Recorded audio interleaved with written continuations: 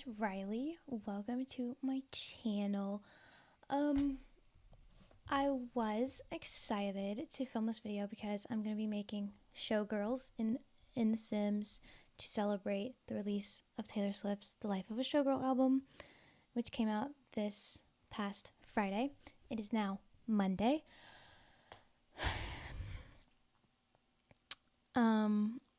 I was so excited to share my initial thoughts of this album, but everyone is ruining it and being so stupid that now I have to rant. And I didn't really want to do that, but here we go. I've been a casual Taylor fan my entire life. Like when I was a child, I remember religiously watching the Teardrops on My Guitar music video on my iPod.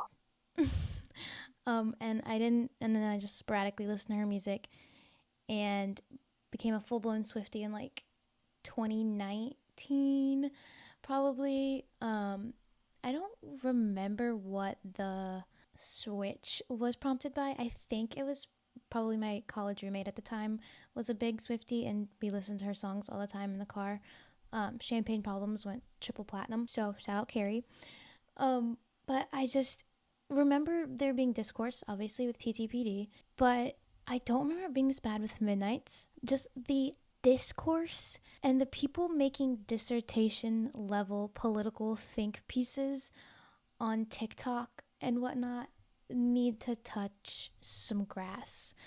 Seriously, like if only y'all put this much effort into your jobs or into actually politically harmful things that happen on a daily basis in our country and in other countries, we would probably be a much better society, because this is ridiculous. No other artist can release an album and have this much political discourse. Like, I know she's arguably the biggest artist in the world, so I mean some is to be expected, but like saying she promotes eugenics and that she is a MAGA trad wife now because she is trying to settle down a little bit with a man and have some kids potentially one day is insane. And that she's just like flexing in her songs, like she is rich. And while that might not be something that is relatable for a lot of us these days, it is the reality for her. And I mean, let's look at every rap song ever made and go into flexing and how most of them are literally just flexing how much money they have, what kind of cars they have, how many chains they have, how many women they sleep with. But it's okay that they do it because they're men. Is that right? Is that what we're saying here? But it's not okay if Taylor Swift flexes a little bit. I mean, I think she's earned the right, but not even that. If people actually cared about these political issues that they are blaming Taylor Swift for ignoring or like discounting with this album release. I know that using her name gets you clicks and followers, but if you truly cared about these things, you would not be giving her this attention that you're saying she craves, and would instead stop talking about her and maybe like all this bullshit out of your asses and maybe talk about stuff that's actually going on in the world. I mean, maybe let's put her, if you really truly believe this, maybe you should bring up some other things that are happening. Like, I don't know, the flotilla that is trying to get aid to Gaza. Maybe keep up with that. Maybe talk about the judge in South Carolina whose house was blown up because she made a decision that Trump didn't like. Allegedly. We don't know if it's foul play yet. But, I mean, or maybe the racism that is systemic to our society that led directly to Kyron Lacey's death. If you are taking your time out of your day to like put some sort of misconstrued anger at her when she's literally just living her life, talking about Taylor Swift with these, while bringing up political issues that don't have anything to do with what she's doing, it really takes away from, it makes you look stupid because it sounds like you're just hating, using these issues as a tool to spread hate on a celebrity, and it's just kind of giving performative. I wouldn't be saying this if someone else did this exact same album and I'm only saying it because it's her. It's giving very much that, and it's leaving a bad taste in my mouth, and it takes away from the issues when you do this, and it makes them seem like it's why people hate liberals so much. It's like the woke mob, like you're being too woke. Like this, you've gone so far past woke that you've ended up back on the misogyny train kind of thing. It's very hard to watch, and you're embarrassing yourself. And part of feminism is having the choice to do what you want, with women having the choice. That's all we want, for women to have the choice and the means necessary to achieve what they want.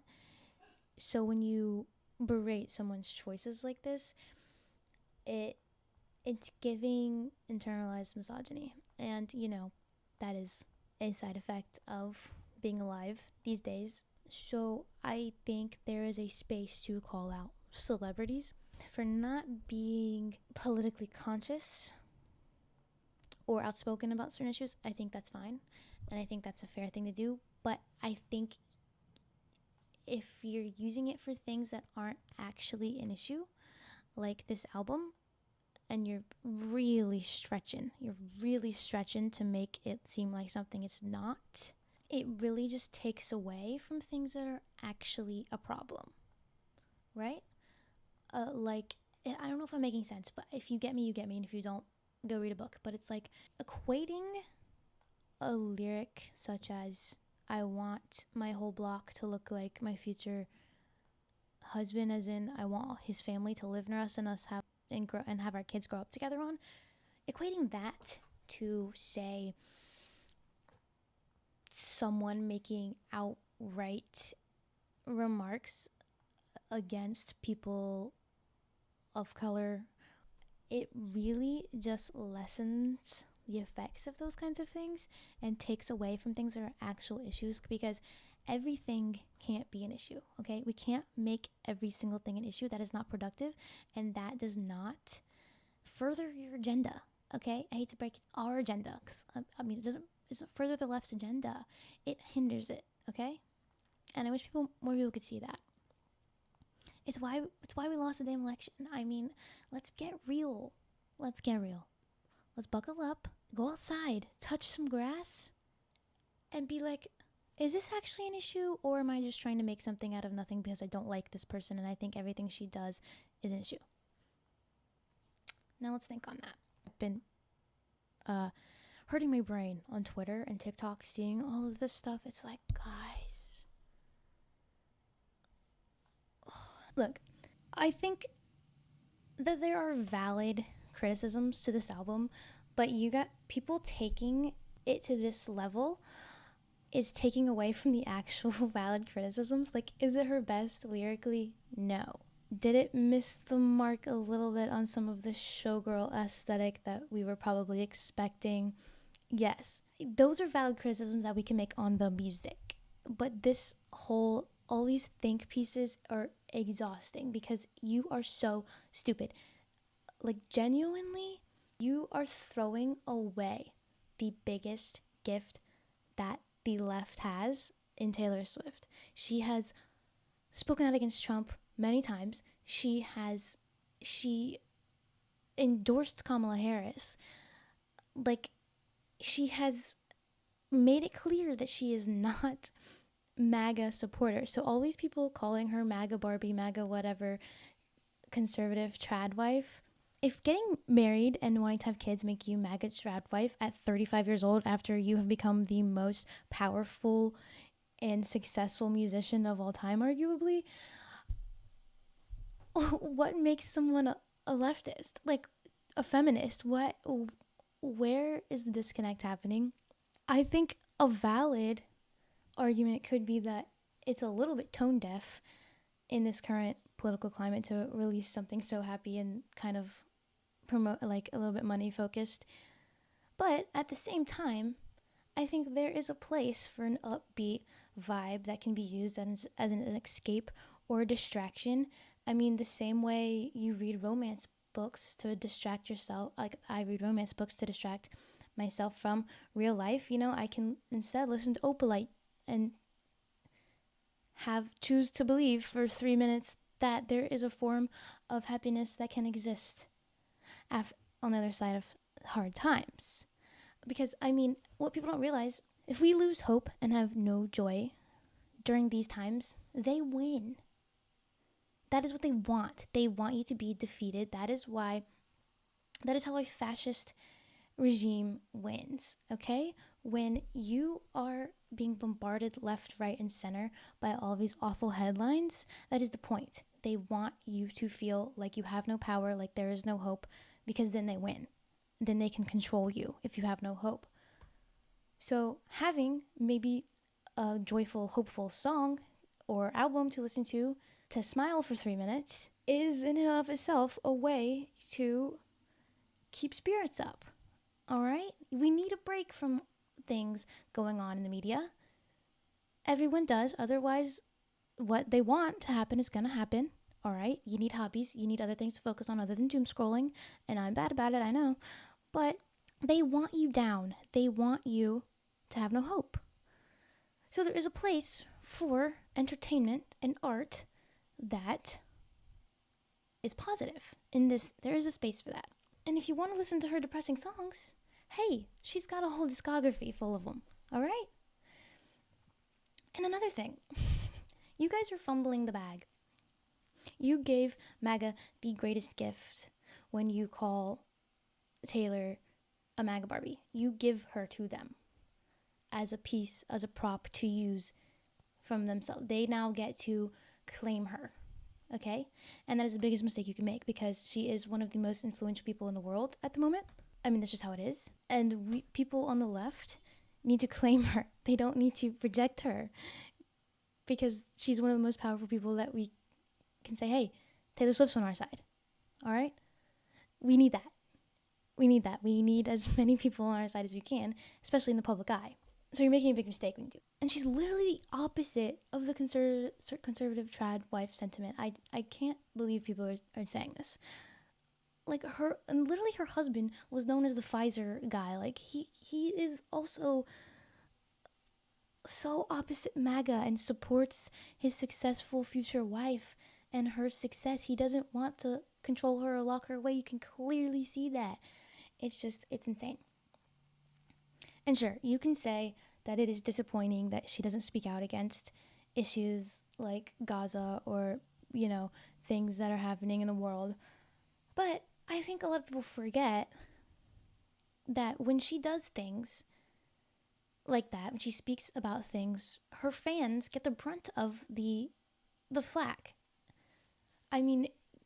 People already think very lowly of her fans because they're fans of her. Like, they think you're just a dumb basic bitch if you like Taylor Swift, and it's like, well no, we can have multitudes. During the Eras tour, she literally had to cancel concerts because there were terrorist attack threats, and children that were celebrating her literally were killed. I think we forget that. So I'm not surprised that she doesn't speak out about this stuff, especially in this climate where political violence is an all-time high. So yeah, it would be nice if she did speak out, of course. But if you use your brain, you can also understand why maybe she doesn't. I'm sure she feels a certain responsibility to her fans to keep them safe from potential kickback from people who want to go against her. You know what I'm saying? I also think people, obviously they hold her at a high standard. She holds herself at a high standard to make good music. But it is okay if you do not like something an artist puts out. It is okay. Not everything has to be for you. If you don't relate, if you don't like the sound, if you don't like the lyrics, that is fine. But I do not think that you need to be mean about it and judge or talk down to people who do enjoy it. Because music, that is the beauty of music. It is subjective. It is personal. It can evoke feelings in you because you've had a similar experience. You can hate it because it reminds you of a bad experience. It's the same of any art form. Like, if I love, Monet and someone, because it brings out happy feelings in me, and someone else is like, oh, I hate Monet because I hate all the color and I like darker, moodier pieces. It's the same thing. But you don't get mad at someone else for liking Monet, do you? No. Like, there are songs and artists that I do not like, and I'm not gonna go online and bash their fans. Like, please be serious. Be serious. Now, I would love to talk about how I felt about the album. I made Showgirls in The Sims to celebrate, and I'll talk about kind of. I took notes during my first listen of the song, which happened at midnight when it came out. So I'll talk a little bit about that and then how I feel about it now after a couple listens. So for the first song, Fate of Ophelia, my notes include, love this beat, ... sounds like something. I couldn't pinpoint what song I thought it sounded like. I still don't know, actually. And then I said, the claps. Like the background claps is so good. And then I said, her rasp. And then again I said, it sounds like something, but I can't put my finger on it. And then for Elizabeth Taylor, I said, ooh, this beat drop. Love the vibes of the bridge. And then for Opalite, I said, okay, indie pop vibes. Okay, guitar. Low-key Sabrina vibes. Very fun. Father figure, I said, my dick's bigger, question mark, question mark, question mark. Love the production on this. The oohs and backing vocals eat. Key change, question mark. Eldest daughter, crispy vocals, mic is on. I said, this is so funny, ha ha ha. The slow music saying words like memes and bad bitches killing me. Bridge eats. Ruin the friendship. I have like no notes until he died, question mark, question mark, question mark. And then I said, this one is very pleasing to my ears. Actually romantic, I said, hold on, this beat, what song is this from? And then I said, Erase Me by Kid Cudi beat, yo, because it really reminds me of that, the way like just like the progression. I know there's other songs that also reminds people of, I can't remember right now, but for wishlist I said, this is cute but also sad, like she just wants a quiet life with her boo but it feels like she can't. Wood, I said, hold on now, what, this sounds like something too, like some 80s song. And then I said, oh, Want You Back by Jackson 5. And then I said, opened your what? Because I think this is her most openly horny song. Like she has some like low-key ones that have like some lines that could be construed as that. But this was the most on your nose, and still it's full of innuendos. Like I think if Sabrina hadn't been on the title track, I think she would have made a great feature on this song, because she loves a little innuendo like that. A double entendre, if you will. I said heavy Sabrina vibes. I said OMG, this eats so bad. For cancelled, I said yup, this is giving rep for real. The art of never getting caught. I really liked that first listen. I think second listen I didn't like it as much. I gave that a 9 out of 10 first listen. That's crazy. I am not using my ratings for all of them because they changed. Honey, I said piano, exclamation point. I said, saxophone, yeah. And then for Life of the Showgirl, I said sab, Bridges giving Broadway, show tunes low key. I said this production, and then I gave that one 10 out of 10. And that one still, I think, remains my favorite on the album. And then, I listened to it while cleaning, and it had to pass the car test, had to listen to it on a long drive. As of right now, my favorites are, in no particular order, Life of a Showgirl featuring Sabrina Carpenter, Wood, and Fate of Ophelia. And then I also like Father Figure a lot, and I like Actually Romantic. I know that one is giving a lot of flack for who it could possibly be about.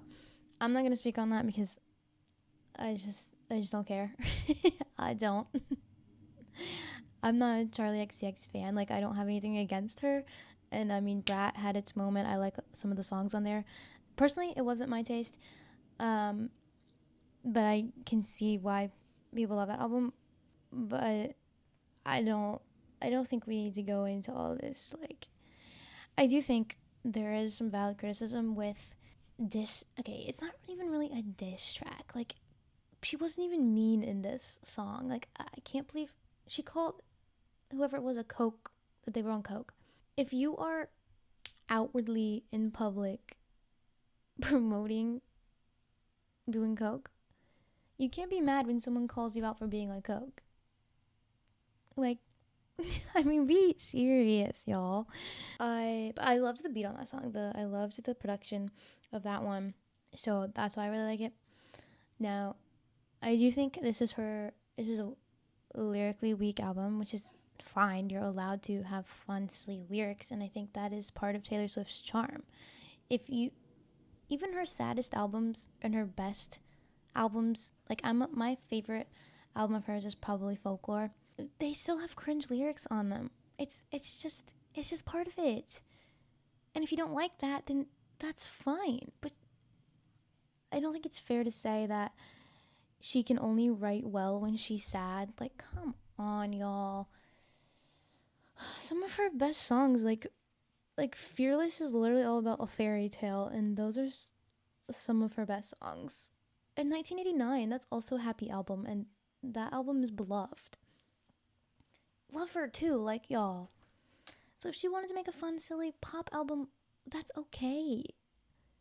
It's crazy to me that this is what people are saying. If you don't like it, that's okay. It's fun. It's one thing. Everyone's entitled to their opinion. But the things people are saying about it that they don't like are like, what? What are you literally saying right now? You sound like you're talking straight out of your ass. Do I think it's perfect? No, of course not. I don't think there is a perfect album. There's always something that could be better. That's true with anything. Okay? Good Lord. Anyways. Also, I will say the music video. Okay. One valid criticism that I vehemently support is the AI videos that were found the orange doors and scanned the thing, and it would unlock these videos that were clues to, I don't even know what they ended up being clues for, the lyric videos that were coming out anyways, and the music, I don't know. I was seeing people say that it was YouTube and Google that posted those and it wasn't directly Taylor, and I think people are saying they were private now, so I don't know what's going on with all that. I do think it would be very weird if Taylor openly promoted using AI videos, because she is so outspoken about people owning their own work and things like that. Like, so I don't know what's going on with all that, but I do think that is a valid thing. Like, who cleared that? Who thought that was a good idea? I think we might just have to wait and see if anything else is found out about that before we make comments on it, because it is disappointing. So, did I say about the music video? Oh, the music video for Fate of Ophelia, so good. Also, oh my god, so well produced. I was supposed to go see the movie yesterday. I had tickets bought and everything, but I had a wedding on Saturday night, and I had to drive back from like a 3-hour drive that day, and I was severely hungover and tired because when I drink, I wake up super early and can't sleep. So I indeed did not feel up to going and singing along at a movie theater, and I will probably regret that, but it is what it is. I've seen pretty much a lot of it posted on Twitter, which people are getting bold. Since when do we film in a theater at a movie? Like, have some decorum, people. Another thing I've seen people saying is like that, which I do agree with, that I think I wanted some more, like the visuals of this album, the Showgirl visuals, beautiful, amazing, perfect, love it. The sound, though, I wanted some more like burlesque type beats and additions, and there's some sprinkled throughout, but I wanted something really on the nose, just one or two. I will say one song that I don't think fits this album as well is Canceled. Like, I get it, I get what it's about, and I think it's an enjoyable song to sing, but I think it would fit better on like Reputation or something. And I think it's saying something that she's already said before, if that makes sense. Like, we had a whole album about that, and other songs and other albums sprinkled throughout. Like, even in like TTPD, there was similar sentiments of like, I don't know. I think people need to lighten up and chill out And I mean, I feel like it's kind of flattering that putting out a body of work incites this much discourse. I mean, you can't say she's not impactful. I hope everyone has a great day. Hope you liked my Sims. They were fun to make. I had to download some CC specifically for it, for them. And then I just kind of, for the first girl. And then for the other ones, I just kind of used what I already had. So, oh, also, I did get the, my vinyl came in. I got the, I don't remember which ones this one was called, but this is one I pre-ordered. And it's beautiful and I love it. She's so pretty. I love the blue and the yellow. And then these pictures are insane. And then like the details over here. Crazy. And then this is the back. I also ordered the It's Scary CD that came out like when it was first announced. That comes with the bag charm, but it has not been delivered yet, which it says supposed to be delivered tomorrow, so I'm excited for that. And then it comes out right here, and we get this picture, and it opens up to all the lyrics and everything, and this picture is beautiful. Also, it's giving me Midnight vibes a little bit, this one. And then this is the other picture on the back, and with the vinyl. You might not be able to see it very well here, but it's blue and sparkly, and I love it. So yeah, I hope you guys enjoyed this video. If you have anything mean or bullying to say, please leave me alone. I simply don't want to hear it and won't engage with it, and you can go argue with the wall. Let people enjoy what they enjoy. If you like the album, let them like the album. God forbid. I mean, I think we should let people find joy in whatever they can these days. Be so for real. People deserve to have fun little songs to sing without having to feel like they are breaking some moral code by doing that. I mean, so anyways, if you have something nice to say, share your favorite songs down below in the comments. Yeah. Hope you like my Sims. I think they turned out pretty good for not having much Showgirl CC and working with what I could. Anyways, I'll see you guys next time. Bye.